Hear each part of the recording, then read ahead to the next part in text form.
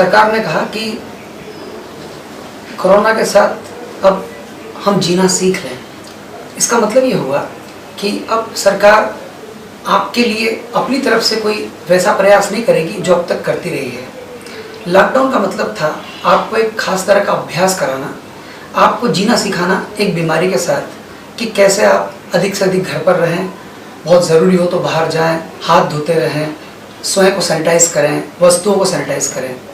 शोधकर्ता कहते हैं कि ये एक अभ्यास का वक्त था, अब वो वक्त पूरा हो गया, क्योंकि ये जो लॉकडाउन था ये एक पॉज बटन था जिसमें कि तैयारी की गई कि अगर लाखों लोगों को ये बीमारी हो जाए तो उनकी व्यवस्था कैसे होगी।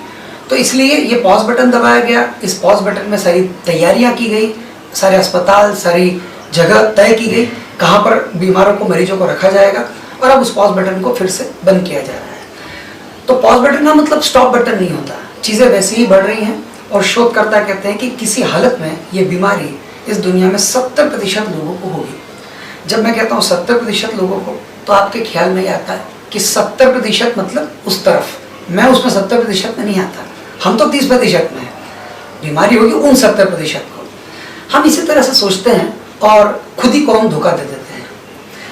अब हम तैयारी करें कि हम उन 70% में हैं, और अगर हम इस बात को स्वीकार कर लें तो मैं आपसे कहूँ कि ये ज़्यादा आसान है। ये इसलिए आसान है कि कोरोना जो है वायरस, वो कोई मार ही नहीं डालता, वो उस व्यक्ति की जान लेता है जिसमें स्टेमिना कम है, जिसकी अपने शरीर की तैयारी नहीं है कि वो एंटीबॉडीज बनाए और उस वायरस से लड़ सके। मैं आपसे आगे आने वाले कुछ वीडियोस में कुछ बातें बताऊंगा जिसको अगर आप आज से शुरू करें तो आप इस बात को तय रूप से किसी को भी कह सकते हैं कि अगर कोरोना मुझे हुआ भी तो मेरी जान नहीं जाएगी, मैं कुछ दिनों तक उसकी तकलीफ को भुगतूंगा और निश्चित तौर पे जिंदा वापस आऊंगा।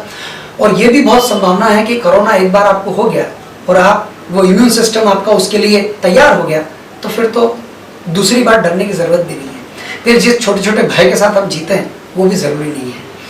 खैर, तो मैं मुद्दे पर आता हूँ कि हम अगर किसी बीमारी से डर कर जीते रहेंगे तो हम उसके लिए तैयारी नहीं कर पाएंगे। जीवन में किसी भी चीज़ से जब आप डर जाते हैं तो उससे लड़ने की तैयारियां बंद कर देते हैं। जैसे कहते हैं कि बिल्ली जो है वो जब दूध पीती है तो आंख बंद कर लेती है, उसको ऐसा लगता है कि उसे कोई नहीं देख पा रहा है, पर बिल्ली की आंख बंद कर देने से हम सब की आंखें बंद नहीं हो जाती। शुतुरमुर्ग जो है वो अपनी गर्दन को जमीन के अंदर घुसा लेता है कि उसको सब दिखाना बंद हो जाए जो खतरा सामने है, पर इससे खतरा टल नहीं जाता। अगर आप इस बीमारी के डर से बचने के लिए उपाय करते रहे और ये तैयारी आपने मन की नहीं की कि ठीक है, अगर ये बीमारी मुझे हो गई तो मैं इस बीमारी से मुझे मरना नहीं चाहिए, मुझे इस बीमारी को मार देना है। तो आज का ये जो वीडियो है ये इस बात की शुरुआत है कि मैं कुछ चीज़ें आपको बताऊंगा जिसके बहुत ही सरल, एकदम सहज और सरल, शायद इस तरह की बातें आपसे पहले किसी वीडियो में आपने न देखी हो या न जानी हो, ऐसी कुछ बातें मैं आपसे करूंगा।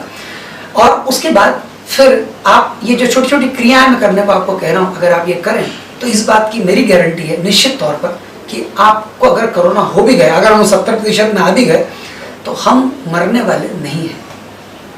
आज मैं बात शुरुआत करता हूँ इस डर से। डर को जानिए, डर का सामना कीजिए। डर को जानिए, डर का सामना कीजिए, तैयारी कीजिए, तो डर जो है वो स्वयं भाग जाता है। एक छोटी सी कथा से मैं इन वीडियोस की शुरुआत करता हूँ। एक गांव में एक लड़का पहुंचा और उसने देखा कि गांव में लोग बहुत दुखी हैं, बहुत परेशान हैं, जबकि वो पहले जब इस गांव में आया था तो इस गांव को उत्सव के नाम से जाना जाता था। तरह तरह के उत्सव इस गांव में हुआ करते थे, पर इन दिनों जब वो आया तो उसने देखा कि गांव में लोगों के चेहरे लटके हुए हैं, लोग बड़े परेशान हैं, दुखी हैं।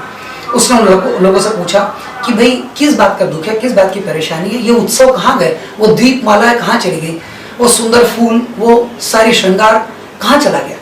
तो गांव के लोगों ने उससे कहा कि बहुत दुखद घटना हुई।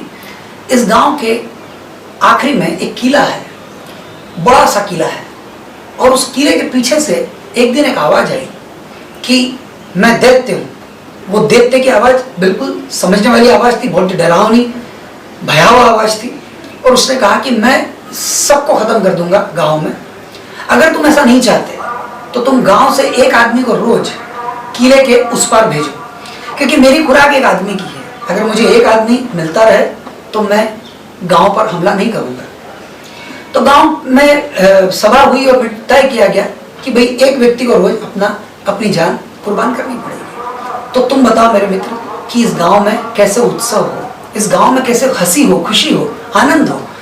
और अगर हम इस गांव को छोड़कर भाग भी जाते तो कहाँ जाएंगे? तो हमने तय किया कि जब तक इस बात का हल नहीं निकलता तब तक हम ये कुर्बानी देते रहेंगे। उस लड़के ने कहा कि मगर आपने कभी क्या उस पार जाके देखा कि वो दैत्य है भी? तो उन्होंने कहा भाई पार जाकर देखा मतलब जो गया वो कभी आया ही नहीं। जो व्यक्ति जाता है वो कुर्बानी हो जाता है, वो कभी फिर वापस नहीं आता। उस लड़के ने कहा कि मगर जब तक किसी चीज को हम जाने नहीं, उससे अगर हम भयभीत हो रहे हैं तो फिर इसका कोई इलाज ही नहीं। उस लड़के ने कहा मुझे एक मौका दें, कल कौन जा रहा है? हमने कहा भाई हमारे गांव का एक बुजुर्ग जा रहा है। उसने कहा नहीं, कल मैं जाऊंगा और मैं उस दैत्य से मिलना चाहूंगा, उसको देखना समझना चाहूंगा। और अगर मैं कुर्बान हो गया तो कोई दिक्कत नहीं, एक तो कोई कुर्बान होना ही था। अगर मैं हल ले आया तो इस गांव के लिए जीवन होगा। तो उस व्यक्ति ने कहा ठीक है, हम राजी हैं। उस लड़के के जो परिवार के लोग थे, रिश्तेदार थे, उन्होंने बड़ा समझाया, आपको विरोध है, मगर लड़का बोला नहीं मैं जाऊंगा। फिर वो किले का दरवाजा खोला गया, उधर से अट्टहास की आवाज आई, किले का दरवाजा खुला और ये लड़का अंदर चला गया और किले का दरवाजा फिर बंद कर लिया गया। उस लड़के ने जब सामने देखा तो उसको एक बहुत बड़ा दैत्य दिखाई दिया और वो दैत्य हंस रहा था, उसके हाथ में कोई हथियार था और वो खूब जोर जोर से अट्टहास मार रहा था। लड़का बहुत उसके सामने बहुत ही छोटा था। उस लड़के ने कहा कि भाई तुम कौन और क्या चाहते हो? उसने कहा तेरे प्राण चाहता हूँ। उसने कहा मैं जानना चाहता हूँ तुम कौन हो और ऐसा क्यों चाहते हो? तो वो दैत्य हंसने लगा। तो उस लड़के के पास एक छोटी सी तलवार थी, उसने वो तलवार ली लड़के ने और कहा कि अब जब मरना ही है तो इसका सामना कर लिया जाए। जब मरना ही है तो स्वाभिमान से मरे, क्षत्रिय की मौत मरे, सीना दिखाकर मरे, भय से न मर जाए। ऐसा करके वो तलवार लेकर के उस दैत्य की तरफ दौड़ा। जब वो लड़का दौड़ा तो एक अजीब सी घटना हुई कि लड़का जैसे जैसे दैत्य के करीब जा रहा था उसने देखा कि वो दैत्य का जो साइज है, जो उसका आकार है, वो छोटा होता जा रहा है। उसे बड़ा अजीब लगा तो उसकी दौड़ और तेज हुई और दौड़ते दौड़ते जब वो दैत्य के और करीब पहुंचा तो दैत्य बिल्कुल उसके बराबर हो गया और फिर धीरे धीरे दैत्य की जो आकार है वो उससे भी कम होने लगा और धीरे धीरे जाकर के ये हालत हो गई कि वो जब दैत्य के बिल्कुल करीब पहुंच गया तो दैत्य एक छोटे से कीड़े के बराबर उसके सामने था कि उसको वो सिर्फ पैर रख करके मसल सकता था। उसने उससे पूछा कि ये क्या है, तुम कौन हो? ध्यान दीजिएगा उस दैत्य ने क्या कहा। उस दैत्य ने कहा मेरा नाम डर है। जब तक मैं बहुत दूर हूँ, बहुत बड़ा हूँ, बहुत विशाल हूँ, और जब मैं करीब आ जाता हूँ तो मैं बहुत छोटा हो जाता हूँ, मुझे जूती से मसल दिया जा सकता है। उस लड़के ने वही किया और वो लौट कर आया और उसने गाँव वालों को कहा कि भय का इलाज ढूंढना होता है, उस भय का सामना करके, उस भय को जानकर। जाने ये बीमारी क्या है, ये कैसे हम पर असर करती है और कैसे किस दशा में एक व्यक्ति की मौत हो जाती है, ये बीमारी उसकी जान ले लेती है।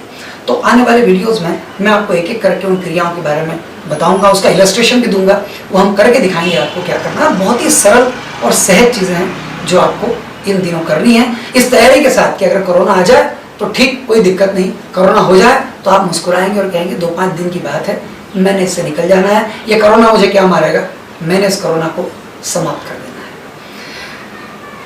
तो आज इतना ही दोस्तों, अगले वीडियोस में हम मिलेंगे इन क्रियाओं के साथ। बहुत बहुत